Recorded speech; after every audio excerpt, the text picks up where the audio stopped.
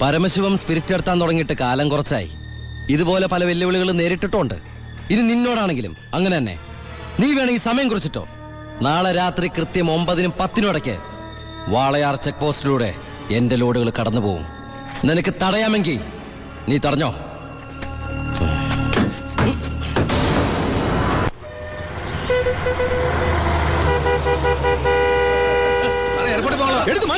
ഇത്രയും വണ്ടികൾ കിടക്കുന്ന കണ്ടുകൂടെ എനിക്ക്? 9-നും 10-നും ഇടയ്ക്ക് ഒറ്റ വണ്ടി വഴി കടന്നു പോരുത്. 2 സൈഡും ബ്ലോക്കാ. 1 മണിക്കൂറൊക്കെ ചെക്ക് പോസ്റ്റ് അടച്ചിടുക എന്ന് പറഞ്ഞാൽ അത് വേണോ? താനിപ്പോ ഞാൻ പറയുന്ന പോലെ അങ്ങോട്ട് കേട്ടാ മതി. എടുത്തു മാറ്റണോ വണ്ടി?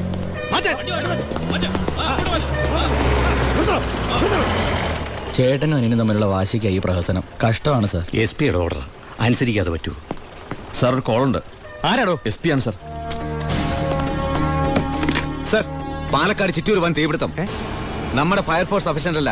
കോയമ്പത്തൂർ ഇൻഫോം ചെയ്തിട്ടുണ്ട്. ഏത് നിമിഷം അവിടുന്ന് ഫയർ എഞ്ചിൻ വരും. So open the check post and clear the route. Coimbatore fire force വരുന്നുണ്ട്. എല്ലാ ചെക്ക് പോസ്റ്റുകളും ഓപ്പൺ ചെയ്യണം. അറിയാം സർ. ആ ബാരിക്കേഡ്സ് എടുത്ത് മാറ്റൂ. മാറ്റിക്കോ.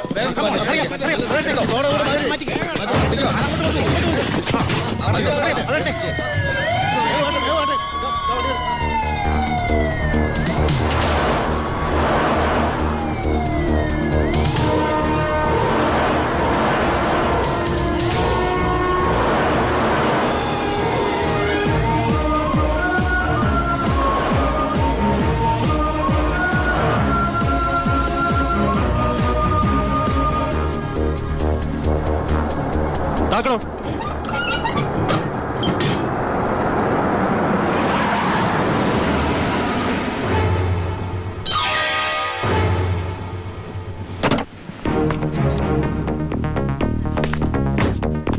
പാലക്കാട് ചിറ്റൂരിൽ വലിയ തീപിടുത്തം.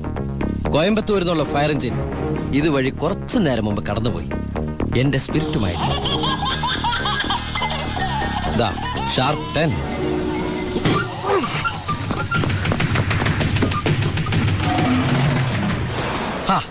വിഡിത്തം കാണിക്കല്ലേ ബാലി സാറേ. ഫയർ എഞ്ചിന്റെ ഒക്കെ പിന്നാലെ പിടിക്കാൻ നമ്മുടെ ഈ സർക്കാർ ജീപ്പിന് കഴിയോ? വെല്ലുവിളികളാവാം, പക്ഷേ അത് നിന്നേക്കാൾ 4-5 ഓണം കൂടുതലുണ്ടവനോടാവരുത്. വരട്ടെ സബ് ഇൻസ്പെക്ടർ ബാലു ദാമോദർ.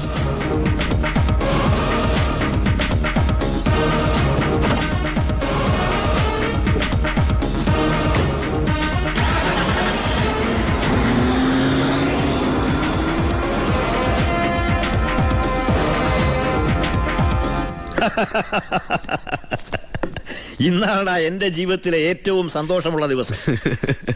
അവൻ തോക്കണം, തോറ്റു തോറ്റു തൊപ്പിയിടണം, അവസാനം ആ തൊപ്പി വലിച്ചെറിഞ്ഞ് മുട്ടുമടക്കണം. ശിവ, നീ എന്താ ഒരു സന്തോഷമില്ലാതിരിക്കുന്നേ?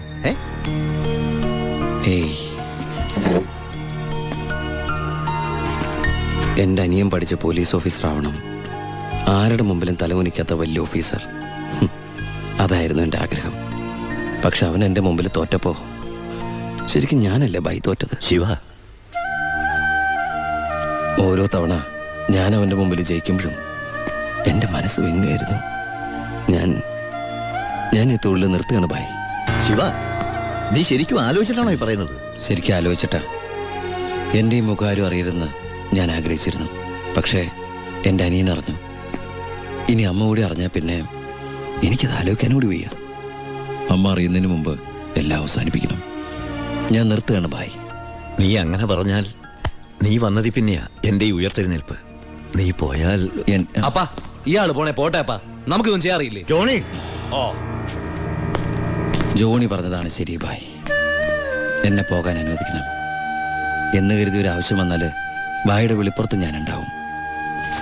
പിന്നെ കണക്കിൽ കൂടുതൽ കാശ് ഞാൻ എടുത്തിട്ടുണ്ട് എൻ്റെ ബാധ്യതകൾ തീർക്കാനായിട്ട്. നിന്നോട് ഞാൻ കണക്ക് പറഞ്ഞിട്ടുണ്ടോ ശിവ? കടലിൽ കളഞ്ഞാലും അളന്ന് കളയണമെന്നല്ലേ ബായ്? വരട്ടെ.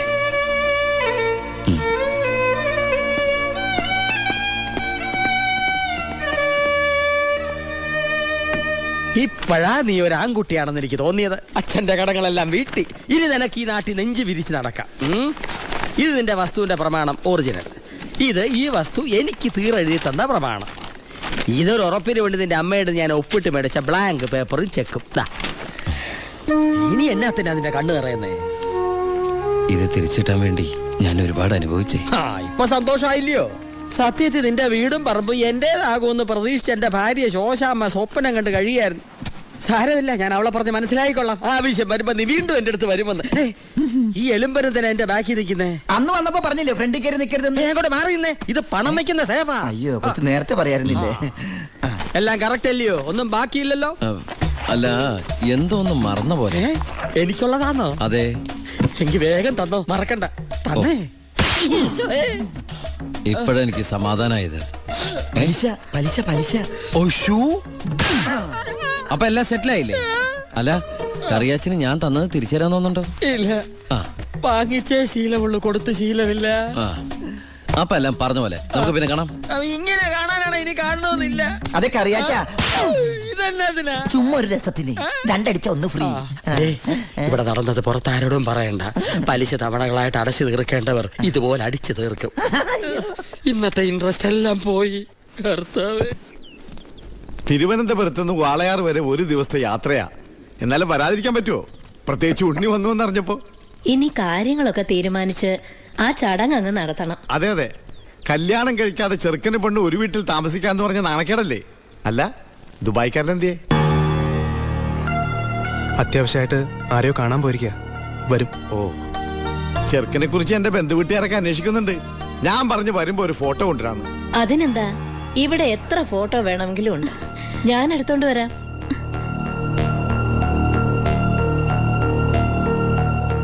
അമ്മേ, ഫോട്ടോ ഒന്നും കൊടുത്തു വിടണ്ടമ്മേ. അതെന്താ? ചെറിയമ്മ ഓരോ കുറ്റവും കുറവൊക്കെ പറഞ്ഞു തുടങ്ങിയ. ഓഹോ, എങ്കി വേണ്ട, കൊടുക്കണ്ട. എന്റെ ഉണ്ണിയന്റെ ഫോട്ടോ. ഇത് പരമശിവല്ലേ? പരമശിവോ? ഇതെന്റെ ഉണ്ണിയേട്ടനാ. 4 കൊല്ലം സെൻട്രൽ ജയിലിൽ കിടന്ന പരമശിവത്തെ എനിക്കറിയില്ലേ? വെറുതെ അല്ല 10 കാശ് സ്ത്രീധനം വേണ്ടെന്ന് പറഞ്ഞ് ഗോപിയെ പിടിച്ചവിടെ നിർത്തിയത്. കൊലയാളിക്ക് വേറെ ആര് പെണ്ണു കൊടുക്കാനാ? എന്തൊക്കെയാണ് പറയുന്നത്? ഇത് ദിവാകരൻ ഉദ്ദേശിക്കുന്ന ആളല്ല. അതെ, വീട്ടിൽ കയറി വന്ന് എന്റെ ഉണ്ണിയെ കുറിച്ച് അനാവശ്യം പറഞ്ഞാലുണ്ടല്ലോ. തർക്കിക്കണ്ടമ്മേ. ശരിയാ മോനെ, ദുബായിന്നും പറഞ്ഞ് നമ്മളെയൊക്കെ പറഞ്ഞ് പറ്റിക്കായിരുന്നമ്മേ ഏട്ടൻ. അയ്യോ,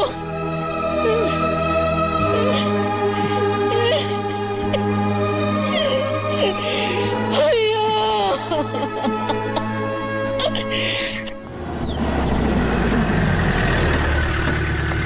അമ്മേ, അമ്മേ, ഇതെടുക്ക.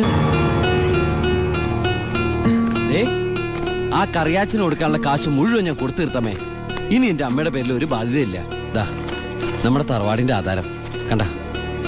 എന്താ ഭാരതിയമ്മയ്ക്ക് സന്തോഷായില്ലേ? നീയാണോടാ പരമശിവം?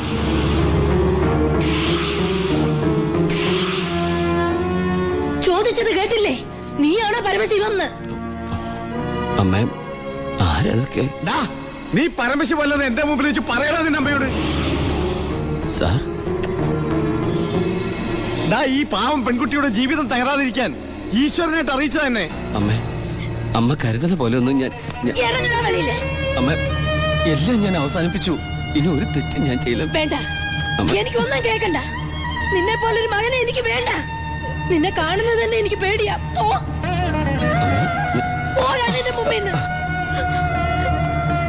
ഗോപിയെ, എടുക്കടി നിന്റെ ബാഗ് സാധനമൊക്കെ. നിങ്ങളൊക്കെ കൂടി നശിപ്പിച്ചത് ഈ പെൺകുട്ടിയുടെ ജീവിത. ഇനി ആര് കെട്ടുള്ളേ? അവള് വരുന്നില്ല. ഗോപിക എന്റെ മോനെ കൊണ്ട് കെട്ടിച്ചോളാമെന്നാണ് ഞാൻ നിങ്ങളോട് വാക്ക് പറഞ്ഞത്. അത് തന്നെ നടക്കും. എനിക്ക് ആ മക്കൾ 2. അമ്മേ,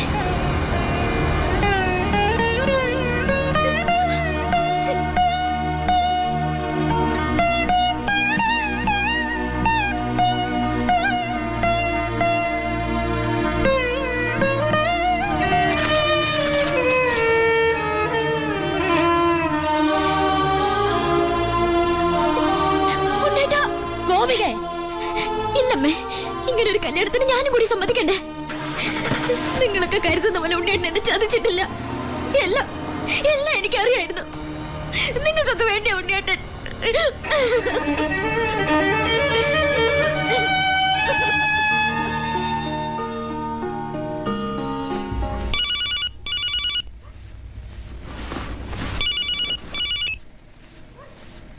ഹലോ ശിവ, ഞാനാടാ ഭായി. ആ എന്താ ഭായ്? എനിക്ക് അത്യാവശ്യമായിട്ട് നിന്നെ ഒന്ന് കാണണം. ഞാൻ ഗസ്റ്റ് ഹൗസിലുണ്ട്. ആ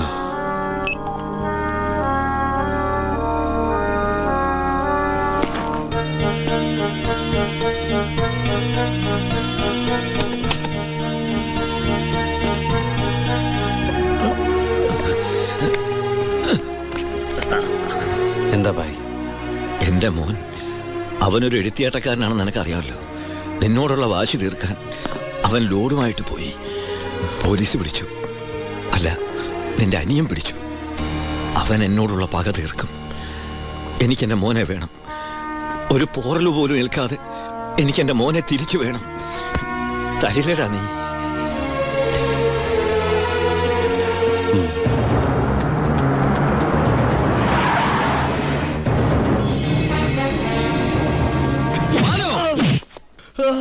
തൊട്ടുപോരുന്നവനെ. എന്നോടുള്ള പക നിനക്ക് നേരിട്ട് തീർക്കാം. പുറത്തു കിടക്കുന്ന ലോറിയിലൂടെ എന്റേതാ. വണ്ടി ഓടിച്ചത് ഞാനാ. എവിടെ വേണമെങ്കിലും എഴുതി ഒപ്പിട്ട് തരാം. പരമശിവത്തിന് സെന്റിമെന്റ്സോ? സ്വന്തം കുടുംബത്തോടില്ലാത്ത സ്നേഹം ലോക്കൽ ക്രിമിനലിനോട്. Balu, no, sub inspector Balu Damodar. വിട്ടുതരില്ല ഞാനവനെ. ഇല്ലാത്തതും തെളിയാത്തതുമായ സർവ്വ ചാർജ് ഇവന്റെ മേൽ കെട്ടിവെച്ച് ഞാൻ തന്നെ എഴുതി ഉണ്ടാക്കിയ FIR ആയത്. കോടതിയിൽ നിന്ന് പോലും അവനെ ആർക്കും കിട്ടില്ല. എടാ, 24 മണിക്കൂർ കൂടുതൽ നിനക്ക് ഇവനെ കസ്റ്റഡിയിൽ വെക്കാൻ പറ്റില്ലല്ലോ. ഞാൻ ജീവിച്ചിരിപ്പുണ്ടെങ്കിൽ നാളെ ഇവനെ കോടതിയിൽ നിന്ന് പുഷ്പം പോലെ ഇറക്കി കൊണ്ടുവരും. ജോണി, നീ ധൈര്യമായിട്ടിരിക്കടാ. ഞാനല്ലേ പറയണേ. വരട്ടടാ ബാലു ദാമോദർ സാറേ.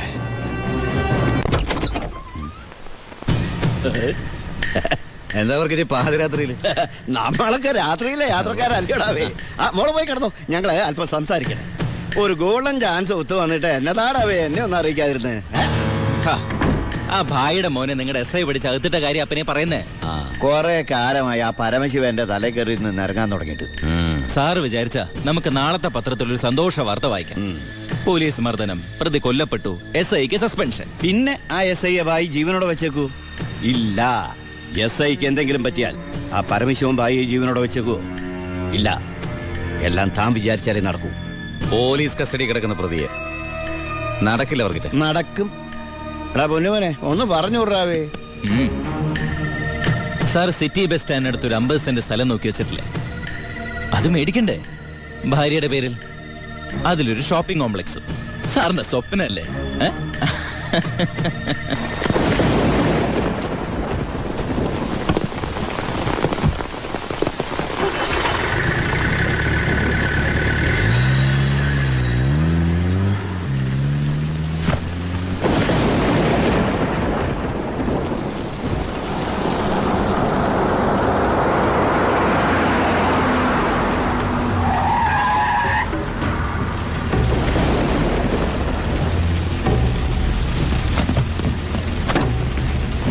എന്താടോ?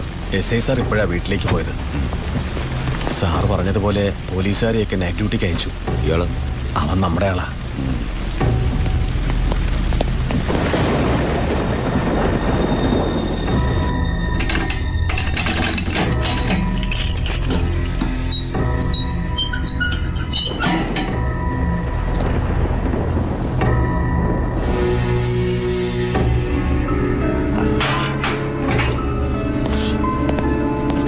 SI നന്നായിട്ടൊന്ന് പെരുമാറി സാർ.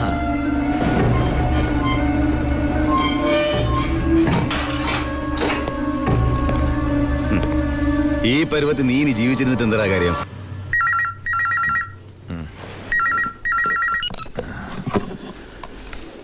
ഹലോ, വർക്കിച്ചനാന്നേ.